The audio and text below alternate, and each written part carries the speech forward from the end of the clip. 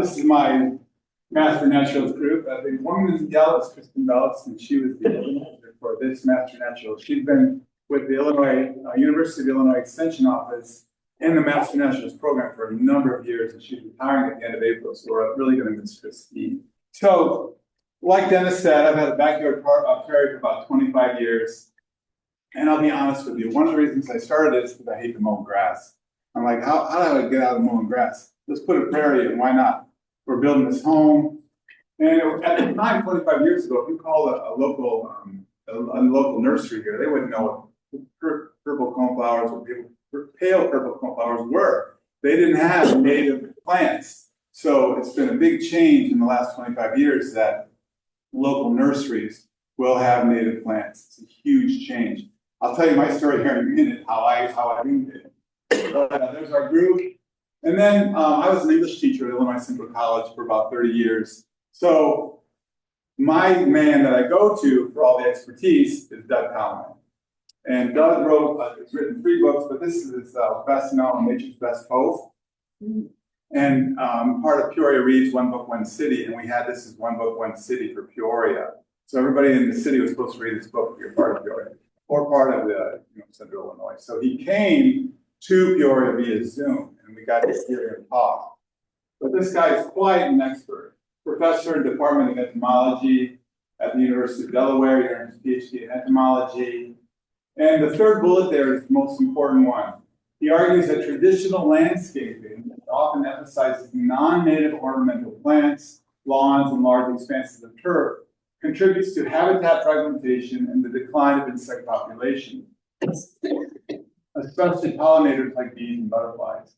In contrast, by planting native species, individuals can help restore ecological networks and support wildlife, even in small backyard gardens. So he calls it the backyard national park.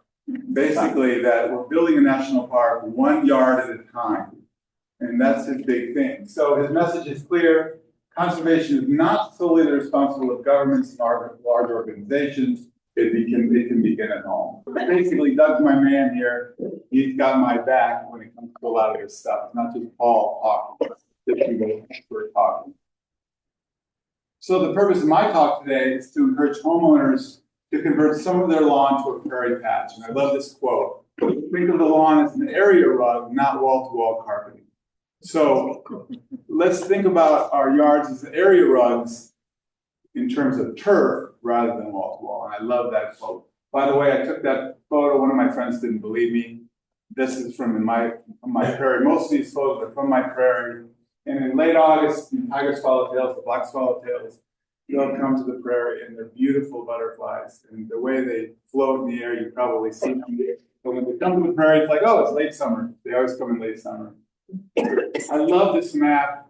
This is our prairie state of Illinois.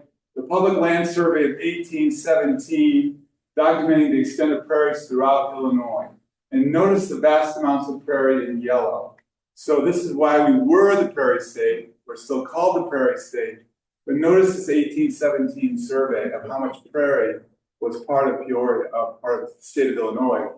And in some journals, you can read about prairie fires going from northern Peoria County all the way to Rockford. Can you imagine a prairie fire that huge and that long? So that would have been amazing to witness such a huge fire. So this is what we have. Everything in green there is obviously forest. One of my first slides is prairie plants lost the naming award. Who named these plants? And notice the names of these plants. Butterfly weed, Joe Pye weed, milkweed, ironweed. Yeah. You see something in common here? Everything's a weed. Who named these? Who? The farmers. Farmers. I'm guessing farmers did. Yeah. For farmers, these were weeds, right? Because they were part of the prairie.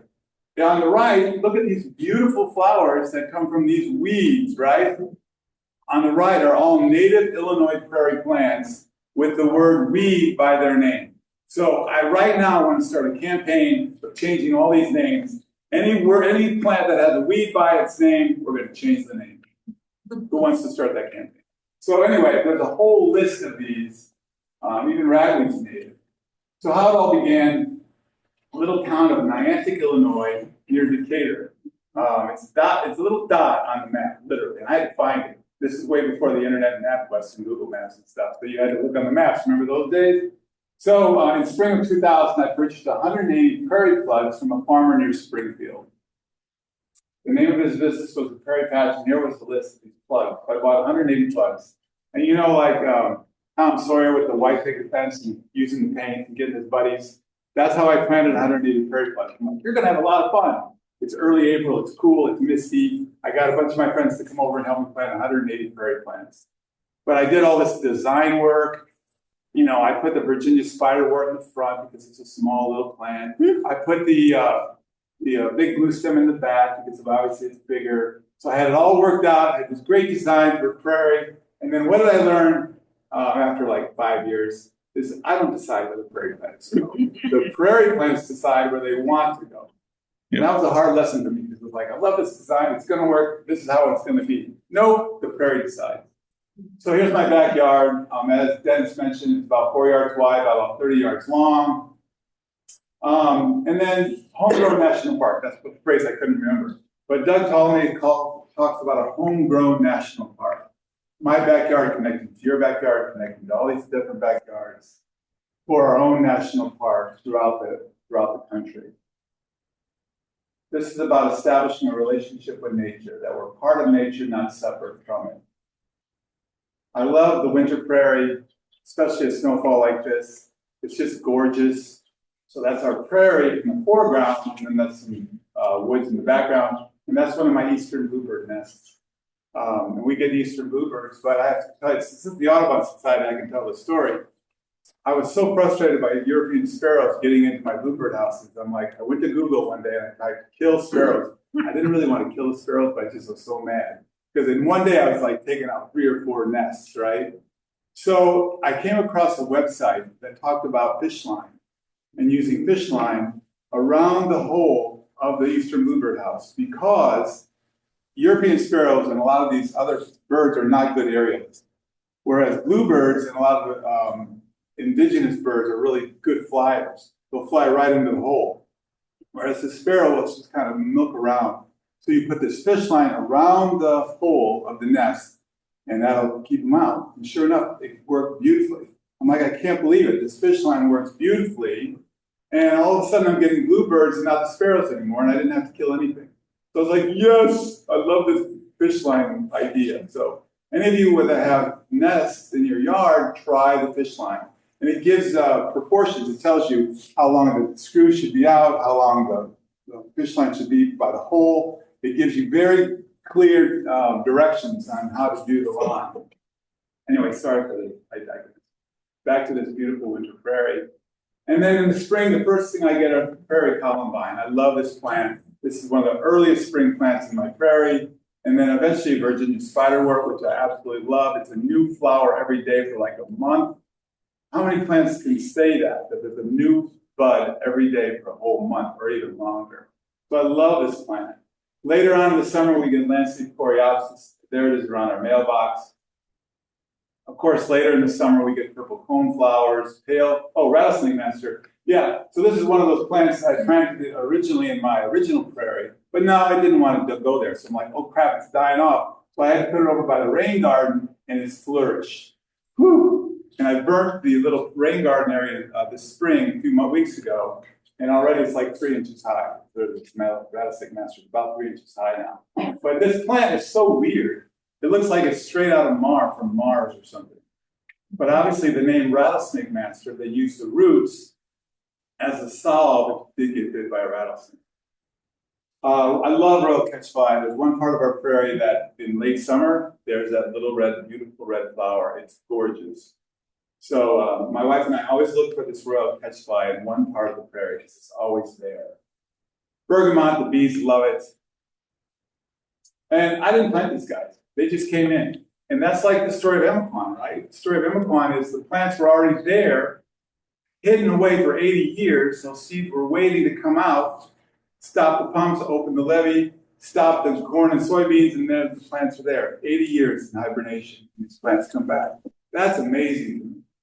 And so I didn't plant goldenrod, but it will take over the world. But Doug Ptolemy calls goldenrod a keystone plant because so many bees and insects rely on goldenrod.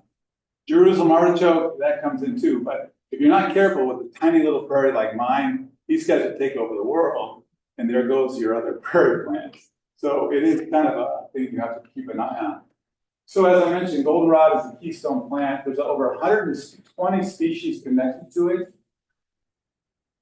It's a prolific nectar and pollen producer supporting bees, wasps, butterflies, moths, beetles. It's a host plant for several butterfly and moth larvae. It's not a major allergy. People get this confused with ragweed all the time. It's ragweed that causes the allergy problem. It's not goldenrod.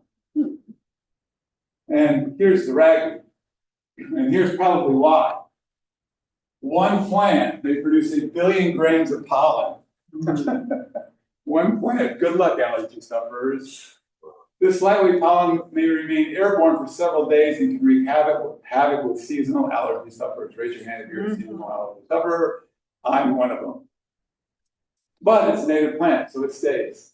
Culver's root, I love this. This is our backyard, of course. That's a beautiful plant. Prairie dock is amazing. Their leaves are huge. Who knows prairie dock should plant? What's cool about prairie dock is we do this in the hottest day of summer because the sun-facing part of the leaf will be warm. But if you put your hand under the bottom leaf, and these leaves are huge, it's nice and cool. And one of my friends said, if I could do the chemistry on that, I'd be a billionaire. Because what kind of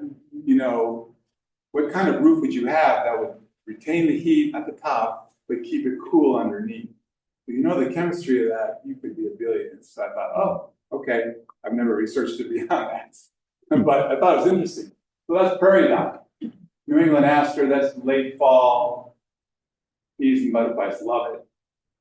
This is our backyard prairie, and this is the big blue stem at sunset. And what I love about this is this reddish hue when the sun's going down, hitting the big blue stem just at the right line. It's gorgeous. So I love this plant. Now, prairie care. That's the next step here. You just don't throw a bunch of seeds down or put a bunch of plants in and leave it. There's a ton of actually more work than you want that goes into prairie care.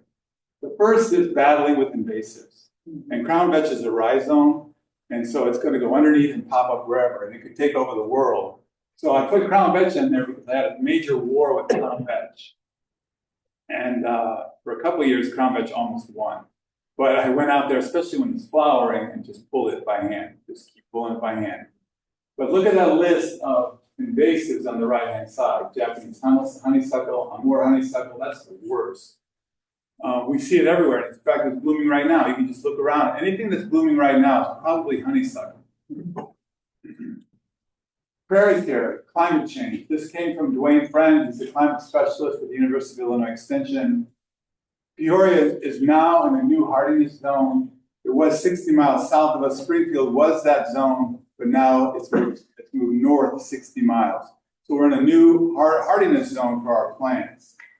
Illinois has gained 6 inches of precipitation over the last 100 years. Spring was 3 weeks ahead of schedule. That was last year. So the question that Dwayne Friend had and other people have is, if spring is 3 weeks ahead, are the bugs keeping up with the temperature changes and climate change? So are the bugs and butterflies and bees and birds, are they all going to keep up with this temperature change? So that's an interesting question. So we have to think about that. We have to think about, at least I've been doing backyard prairie birds forever. And when I first wanted to do my first burn, I'm like, I better call the East Peoria Fire Department. But I found out they didn't really care. So I'm like, okay, I'm in the Wild West. So I've been doing burns ever since. And in fact, Glenn Harrell used to be the horticulturist at ICC. If anybody know Glenn? He recommended I burn once a year for the first 5 years and then every other year after that. So, and that's really to battle invasives and that kind of stuff. So this is my backyard burn. Notice the white vinyl fence that's not in my yard, so I got to be careful. And in fact, I should be careful in my own house. But I've been doing this for 25 years. And there's steps I take. It's got to be a perfect, for example, it's got to be a perfect day with absolutely zero wind around 3 or 4 in the afternoon. If there's even a little bit of wind, usually no. So there's a lot of rules that we have to follow with a prairie burn. So here's me. There's a forward burn in the prevailing westerlies. is that forward burn. So if I just did a forward burn, that prairie would just go, ooh, it's just like fly, the fire would just fly through it. That's why I don't know if you can see in the background there, but there's also a back burn. You always do a back burn with a forward burn.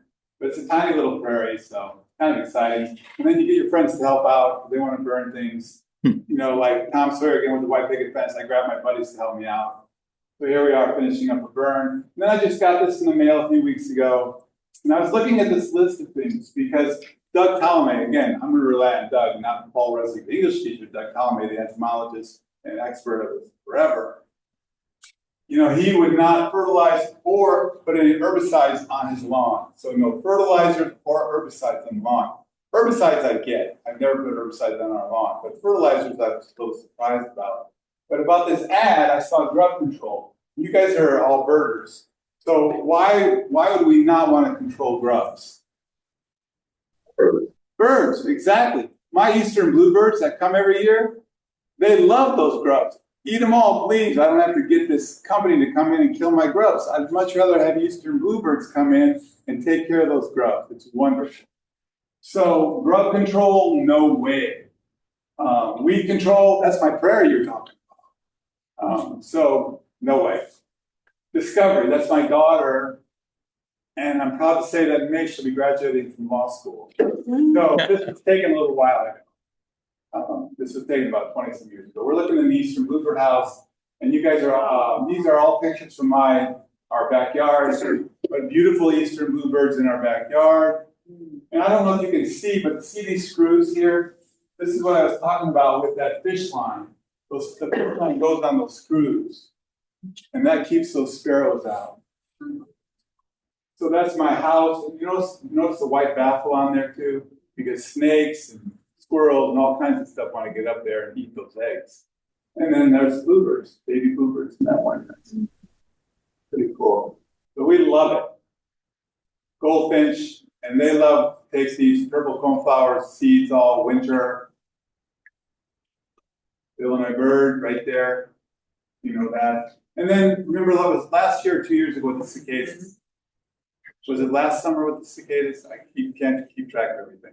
So what surprised me about the cicadas were they were in the prairie. They were coming up right out of the prairie, and look, they're making mating calls right there in the prairie. So it's like, wow, I didn't like cicadas. I thought they were just on trees and just come up where the tree roots, the tree trunks are, and that's where they go up the tree trunks. No, they're in the prairie. And they would get together, and it was hilarious. On our back deck, my wife and I would have to stand really close to each other and yell because it was so loud in our backyard last summer. The cicadas, dragonflies. Oh, a quick dragonfly story. So the first time, there's got to be a water source. We have a big ravine behind us. The woods, there's a big ravine, and there's maybe water down there where the dragonflies are. But there was a swarm of dragonflies around my little prairie. I'm like, wow. And they were dive bombing and getting these insects and bugs. I'm like, this is the coolest thing. I should have videotaped it. I've never seen dragonflies on the hunt and just dive bombing and grabbing bugs right off the prairie. I'm like, that is cool. So I was like a little kid watching this big show. Praying mantis, but someone said these are like European, these are invasive, these are not native. Asian praying mantis. These might not be native. There's like swallowtails, tiger swallowtails, beautiful. I love these butterflies.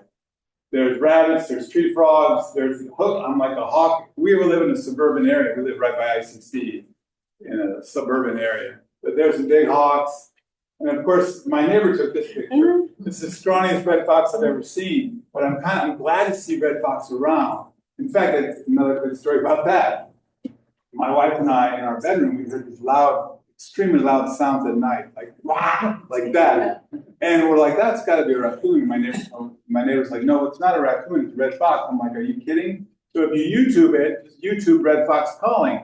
And sure enough, there was a red fox sitting outside our bedroom window, our bedroom room at night, making a big squawk like that. I'm like, what? That's a red fox.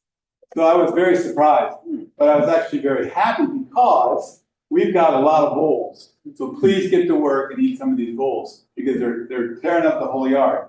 Look at the left side. I'm not going to do anything about it. I'm not going to kill them. I'm not going to do anything. Let them go. Maybe the hawks will get them, maybe the red fox will get them, but I'm not touching them. Even though I love our neighbors, but one of our neighbors loves to kill these guys. And I don't like that because, again, I'm not going to kill anything.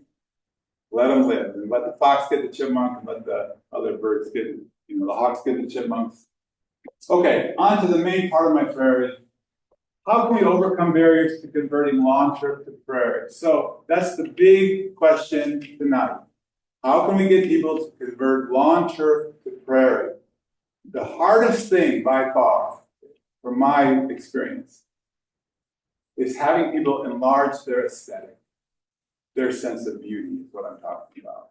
Because some people would say this is weedy and unkempt, right? And other people would say this is beautiful, right? Others would say, for me, this is barren and lifeless. And I got a quick story about why this is barren and lifeless. When my kids were little, they'd go to the backyard, they caught lightning bugs all summer long. They'd get their jars, they'd show Dad, look at the lights, they'd let them go, it was a ton of fun. But across the street from us, our neighbors had a large yard like this, and they had two little girls, they knocked on the door early evening. We catch lightning bugs in your backyard. I'm like, it was the cutest thing in the world. No one's ever asked me, hey, can I catch lightning bugs in your backyard? But I thought it was really sweet that they asked, and I said, of course you can. And they were so happy, most of the neighborhood kids were back in our prairie backyard catching lightning bugs. But why are they in my yard? Why are you catching them in their yard? It's because of that. Their yard was like perfect in terms of that turf aesthetic, right? And I guess I am not committed. But for a lot of people, that perfect lawn is really precious to them. It means a lot to them. I saw a guy watering his perfectly green turf the other day. It means a lot to them. So I get that. It doesn't mean anything to me, but it means a lot to them. So the question then is, if we can see that, Dennis, I don't know. But basically I'm asking, can we make room for both aesthetics? It doesn't have to be an either or, can it be an and both? Can we have and both rather than either or? That's basically what I'm asking there. So it's a tough one though, because my buddies would tease me, when are you gonna mow that wheat patch down? And they're kind of teasing, but they're they don't like to see the weeds, even though it's grass. So, number two, can you find a place in your yard for a prairie patch? That's another challenge. If you want to put a prairie in, where are you going to put it in? Even if it's a little patch. So I love this IllinoisGroundwork.org because it's a plant selection finder for any place in your yard. You put in your parameters, it's a shady area, it's on the north side, da-da-da-da-da, and then it'll come up with a list of prairie plants for that particular area of your yard. So my prairie plants have all been full sun, but there's definitely prairie plants that will do shade or do wet areas or do drier areas, mesic areas. So I love IllinoisGroundwork.org. That's one website, if you look at, that's one that would be really beneficial. I walked around my neighborhood, I've got 3 mile, 2 mile, I'm retired, so I can do this. I got my 3 mile, 2 mile, 1 mile walks around the neighborhood. I brought my camera one day and I'm like, is there room for a prairie patch here? Or here? Or here? Right? So these are just in my neighborhood in East Peoria. You look at this, you're like, huh. Could you put some prairie patches in here? I'm not sure what that is. No roads and no. And then, as an English teacher, I would teach Robert Frost sometimes, and he had a poem called Mending Wall. And he wrote, something there is that doesn't love a wall. Remember that whole phrase in American culture, good fences make good neighbors? Well, Robert Frost didn't write about that. Robert Frost's Mending Wall is just the opposite. He says, something there is that doesn't love a wall, that wants it down. I'm a proponent of arborvitae as a wall. There's my wall, arborvitae, the natural wall. There's one thing I really hate personally, white vinyl fences. They're uglier than sin, and I just hate them. What do my neighbors do? They got 3 little children, they're nice neighbors. Without even talking to us, they put up a white vinyl fence right next to our house. I'm like, oh my God, what are we gonna do now? But we wanna keep good relations, so we hate it though. Look at that, what is this? Okay, This is coming from Doug Tolomei. And by the way, I do a lot of bicycling. And this picture, I'm not sure where I got this picture, but it reminds me of just outside Washington, Illinois. Because if you drive your bicycle around the perimeter of Washington, Illinois, they've got massive yards like this, all turf, with a house. Everybody has it. It's like, this is my sign of, well, look at all this green turf. And this is what Doug Tolomei says about it. Number one, 4 qualities a property needs to do. Support a food web, and manage the watershed, and sequester carbon, no. Help the pollinators, no. A perfect lawn does none of these 4 things. When you look at that photo, it's doing nothing for the environment. This is also from Doug Tolomei. Ecosystem services from plants, producing oxygen, clean water and slowing its journey to the sea, capture carbon by the root systems, build topsoil, hold it in place. You know, that's what I see with ditches a lot of times. If you look at the root systems of prairie plants, they come so deep and they hold that soil. So why is it that we lack imagination for our ditches by putting rocks in ditches to try to hold the bank back, when we could be using, you know, grasses that love marsh type areas that will hold that bank solid rather than rocks. So to me, when I see rocks around the ditch, I always think, man, there's a lack of imagination. Because you could have so many native grass type plants that would hold that bank in place. Prevent floods, dampen severe weather, convert sunlight into food. Ecosystem services from animals, provide pest control. I'm rooting on the hogs and the foxes right now in my backyard. Pollinate nearly 90% of our pollen plants from diverse plant seeds. When we look at our backyards, we do want to see decorative value, streams, anchor, focal point, but we also want to see things like food web value, wildlife, pollinators. There's other ways to balance our yards, looking at our yards. And this is the one way to balance our yards. This is common sense. I'm not going to go through this. Tips to introduce a prairie patch. You know, basic common sense. Clean and neat, mow the turf, have borders. This is probably CGI, so don't take this picture very accurately. But those are all native plants. This is a friend of mine's backyard. It's 16 acres. It's looking, you took those trees while you're looking at the Illinois River, so that's Route 29. So he burned these 16 acres of prairie, and he put his prairie in 1993. I'm like, cool, somebody before me. It's not just me. In 2000, this guy's 93. He did it with a retired botany professor, Peter Schramm. And look at the prairie after the burn. It's gorgeous. And he gets big, huge monarch butterfly migrations that come through his prairie. So he sees this. Another friend of mine has the rusty patched bumblebee, which is an endangered bee.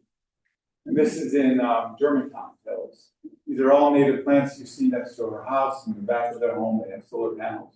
But just gorgeous. You can landscape and make it beautiful with native plants. That's what I'm trying to show. But I didn't want to just show barren backyards and say, look at the possibility, without showing local people here, Germantown, Peoria, that have really beautiful prairie areas in their yards. Okay, number 2, how else can we convert or overcome barriers to converting lawn turf to prairie? We work with HOAs. And I love the headline of this New York Times article. They bought the lawn and the lawn lost. You should write a song. Yeah. So basically, they wanted to put some prairie plants in their yard. And the HOA said no. It went all the way to the Maryland Supreme Court. And the Maryland Supreme Court ruled for the homeowners that they could put prairie into their yard. Now, Doug Tolomei does not want it adversarial. He would say, work with the HOAs to put it in their guidelines that you can have prairie in your yards. So this is another barrier, though. You have a question? Actually, a comment. A couple of years ago, there was a bipartisan bill passed in Illinois called the Right to Garden Law, and it was signed by the governor. That gives you the power over HOAs to plant what you want in your yard. Wonderful. And a couple of towns, Danville in particular, have really good codes that say, you know, there's be a setback from the road. It's nice if it's fenced or somehow demarcated, and yet we have a state law that protects our right to garden. Wonderful. Thank you, Brian. Appreciate that.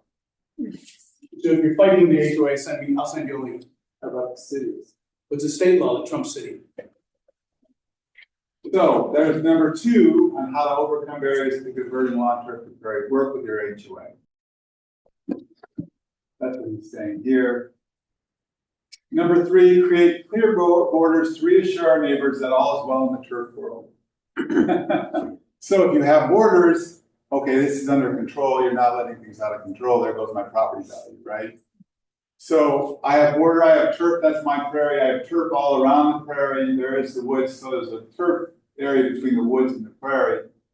But yeah, create clear borders, and this is some of pictures of a friend of mine took these, she took these and let me use them, but this is local again, these are local prairie plants bordered by sidewalks and other beautiful gardening ideas. Notice this one, look at that, it's beautiful, all native local prairie plants with borders, under control, beautiful. Number 4, knowing that bees will mostly not harm you. You know, some people are allergic, rightly so, they could die, right? So there's good health concerns about bees. This is what Doug Palomay says.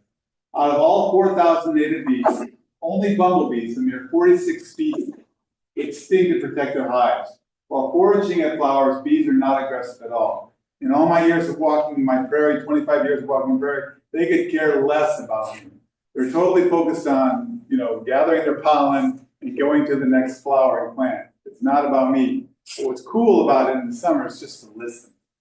It's amazing what you hear in that prairie area. It's just amazing to hear so many sounds.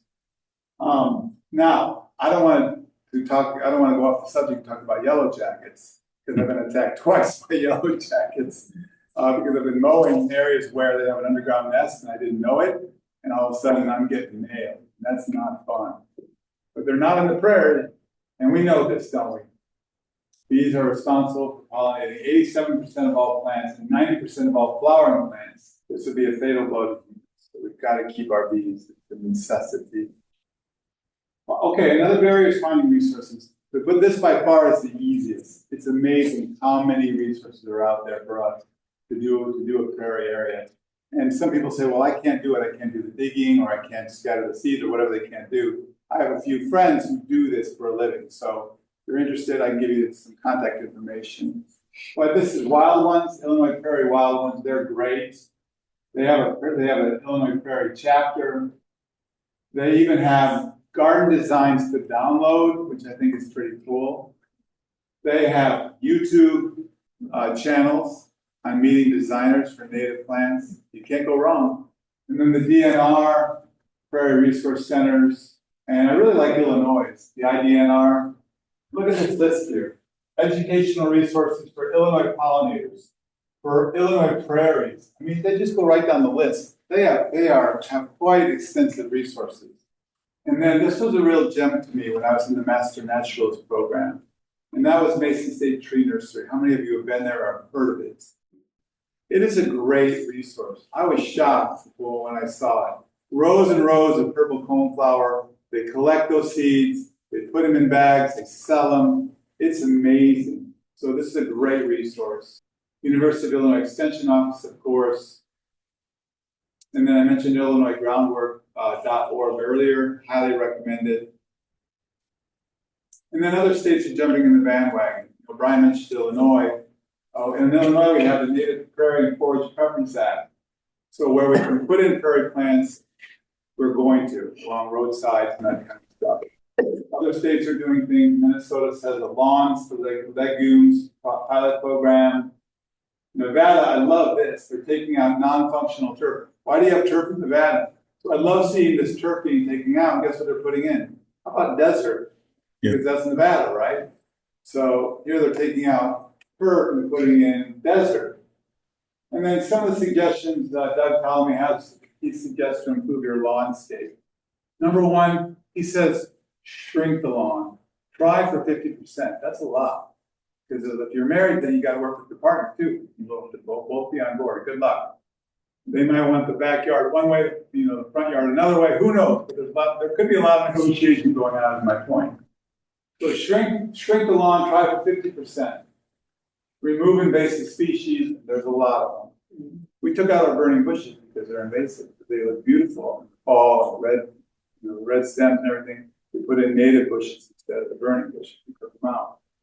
Network with neighbors, that's the trickiest part of it. I want to get along with my neighbors, but if you really have to put up that white vinyl fence, I'm not going there.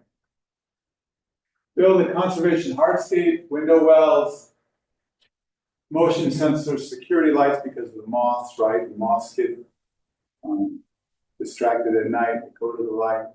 So this is really for moths. Mower height, add a water feature at several bee hotels. Create caterpillar incubation sites under your trees. That's why they don't want you to rake the leaves under the tree trunk. Leave those leaves under the tree trunk for the caterpillars. Do not spray or fertilize. I learned about fertilizing from Doug, not to do that. And educate your neighborhood civic association. So those are some of his suggestions. And then Karen Armstrong, she's a historical theologian, and she wrote a book called Sacred Nature. Many of our ancestors' myths taught them how to revere the natural environment. Unlike in our modern environmental discourse, nature was presented and experienced imaginatively and aesthetically rather than scientifically, and this involved the emotions in the body. When I was with Pete Fenner, and we saw the snow geese down in Emaquan, that was an emotional experience. It was shocking. It was amazing. It was breathtaking. And so that's what I think about when I think about this quote. And then lastly, Ken Kesey, he wrote One Field with the Cuckoo's Nest. You might know Ken, but he wrote some poems. And I love this part of an excerpt from one of his poems. But the job is to seek mystery, evoke mystery. Plant a garden where strange plants grow and mysteries bloom. The need for mystery is greater than the need for an answer. And I love that quote. And I would tell my wife every night, not every night, but a lot of nights I'd walk around the prairie. I always, without fail, saw something new that I'd never seen before. And it was amazing. That's better than walking around Launcher, I'm telling you. But seriously, bugs, ants, bees. There's so many different types of bees out there. I'm like, it's amazing. So I love that idea of mystery by Ken Kesey. And that's it. Thank you so much. Any questions? If you have them, yes. How about the praying mantis? Yes. I think Brian spoke up on that. I would never know they were invasive. I know they're all over the world. What's the problem? Yeah, that's a good question. I just learned that last summer. I didn't know that either. So can somebody help us? Yeah, there's two kinds that we have around here. One is the native Carolina mantis, and the other is the Chinese mantis. It's bigger. And there's easy places you can go to look up and see what the differences are. The easiest way is their egg masses are dramatically different. The Chinese mantis looks like a little golf ball. If the Carolina mantis is laid out in rows, and it's thin and flattish. And What was that one? Asian, Chinese. most likely it was huge, so and yeah, but anyway, just look online. There's like So what's the problem with them? The birds don't eat them, or they eat things. I mean, they're ravenous, so that the Chinese mantises will even eat hummingbirds. They're huge. They will eat insects voraciously, and again, they're dominant. Will take over from the native Carolina. In the fall, the spiders really come out. And the spider webs in the prairie really come out in the fall. And there's hundreds of spider webs suddenly in the prairie in the fall. Well, there was a spider web in our window well on our east side of the house. And at the bottom was a praying mantis, and at the top was me, and in the middle was this giant, ugly-looking spider. And it didn't know whether to go down or up, and went down a little too far. And before you could blink, that praying mantis had that spider eaten. I was like, oh my God, I've never seen that before. But again, the Carolina is part of the natural ecosystem. They also eat insects, but the other ones are just more prolific and are more, they do what invasives do. They don't have a lot of predators. Other questions or comments? We do have a few questions from the Zoom. And one first question is, thank you very much for urging people not to use insecticides in their yards. Spraying for mosquitoes, for example, poisons the entire food chain. But do you have a recommendation of a business or sustainable landscaper that would do the work of installing a prairie patch in a yard? Yeah, I have a good friend who works on those kinds of things. I can give contact information at the end. Next question is, what plant do you plant to replace your burning bush?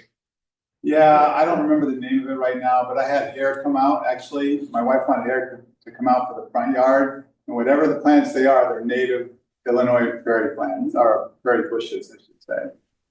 So that's a good question, and I'm sorry I don't know the answer, but I should know it. Yes. Depends on how much sunlight you have. If it's full prairie, then service berries, partial shade, red buckeye is another great one. Carolina allspice likes a little bit more shade. There's a good variety of native shrubs that would replace a burning bush and provide fruit and food for native birds and you. Thank you. I had the map on my phone, but it's taking a little while to find it. But great questions. Thank you. Sorry, I can't answer that. Other ones? Another question from the Zoom is that we have so many deer. How long will it take for my prairie to outgrow their appetite? Yeah, we have a lot of deer too, and they go right for the sunflower seeds. They don't mess with the prairie, but they've slept in the prairie a few times, so they'll sleep in the prairie areas. So. I guess they can hide from the wolves that way.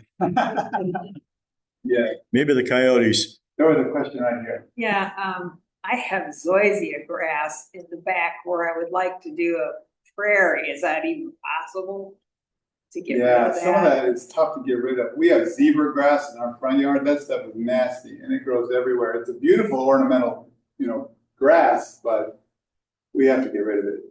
You said you use plugs to start your garden? Yes.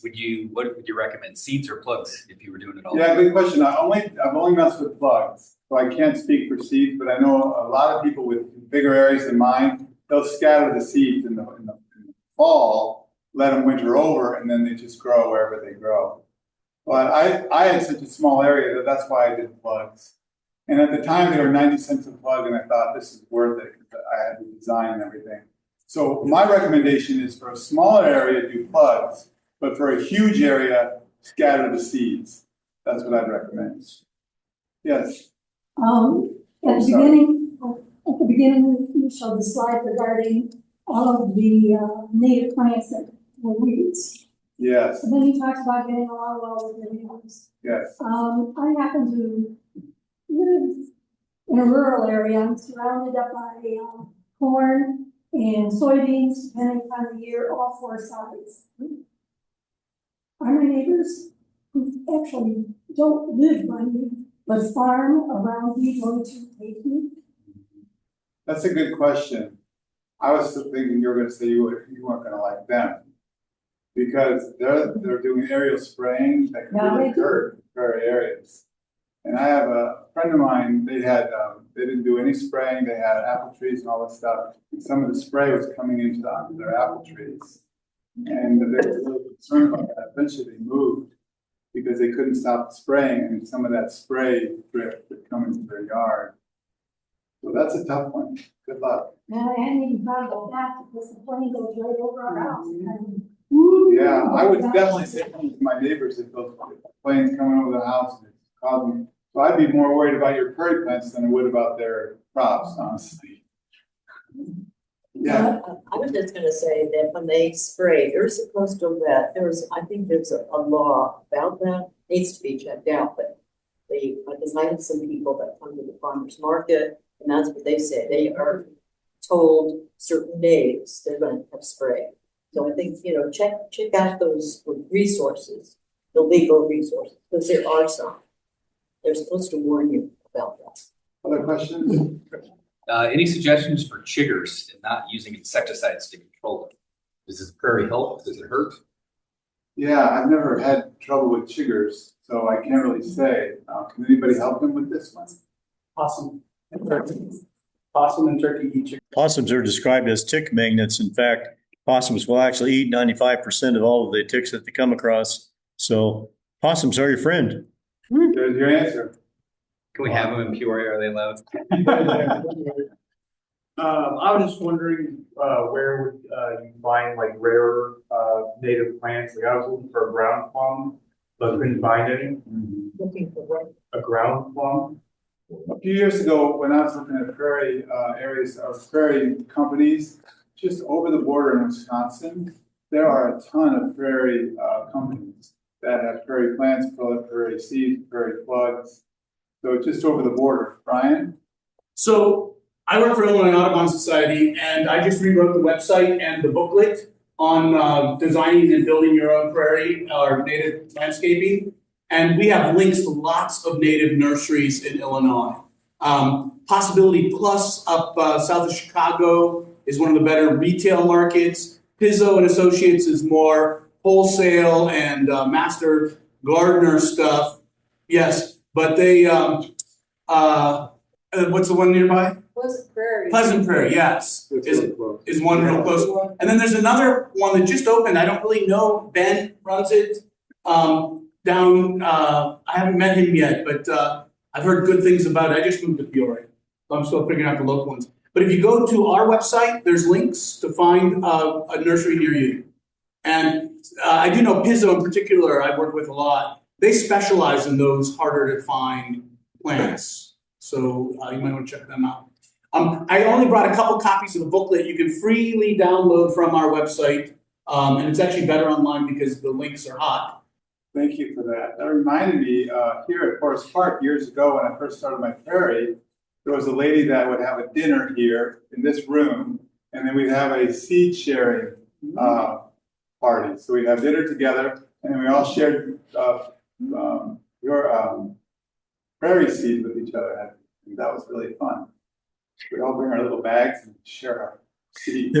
Doug, would you like to speak about prairie dogs in your group? Okay. Yes, Jubilee Prairie Dogs started in 1976 and have been maintaining prairies and enlarging them, mostly in the Jubilee State Park area, continuously since 1976. The next year will be our 50-year anniversary. Lisa Sanford here, she's been a prairie dog even longer than I have. But anyway, we welcome volunteers or just people to come and see what it's all about. Next year will be a grand event, of course. We'll have a super public tour next year. Anyway, we do not have a website, sorry, so all communications pretty much are through me by email. And we work the first and third Saturday mornings of the month. Through, not so much through the winter. I admire you guys so much because the job is overwhelming. I took a chainsaw training class just to get rid of the honeysuckle in our forest area. And so I took the class and, borrowed it was too cheap to even buy a chainsaw, borrowed my neighbor's chainsaw, went to work on the honeysuckle. I'm like, it's overwhelming how much honeysuckle is out there. It's just unbelievable. So thank you for your amazing work. There are a couple. Mary? Wanted to amplify the next question up there. How did you go about killing the grass and did you have problems with it coming back up?